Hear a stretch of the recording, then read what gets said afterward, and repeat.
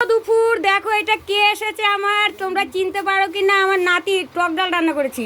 আর এই যে দেখো আমার ভাইয়ের বউ, আর ওনার জন্য কি খাবার এনেছি সেটা তোমরা একটু দেখো। আমি তো জীবনে কোনদিন এইসব জিনিস আনি না, জানোই আমরা এই সমস্ত খাই না, তোমাদের কাকাবাবুও খায় না।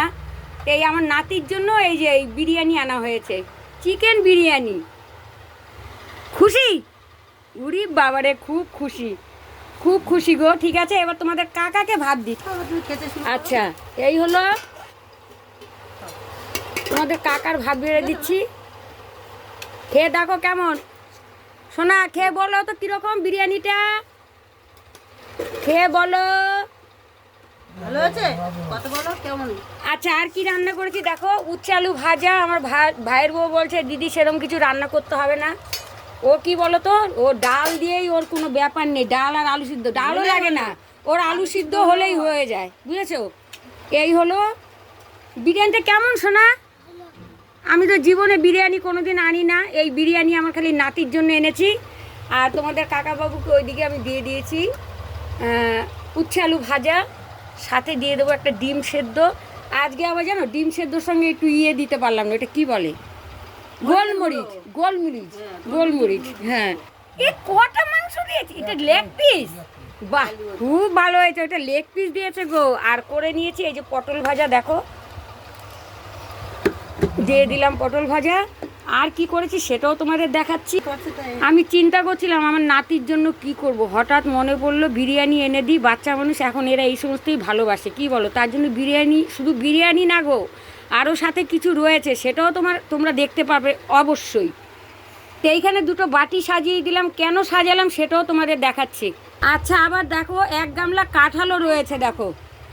ভাই বিরিয়ানি খায় না, কাঁঠাল খাই একদম একদম। আমার ভাইয়ের বউ বলছে আমি একটা কাঁঠাল খাই। আরে তোর জন্যই তো কাঁঠালটা পাড়া, তুই নিয়ে যা।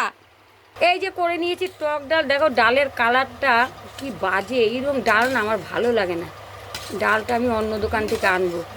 টক ডাল রান্না করেছি আজকে তোমাদের কাকার জন্য, আর মানে আলাদা করে কিছু রান্না করতে পারিনি।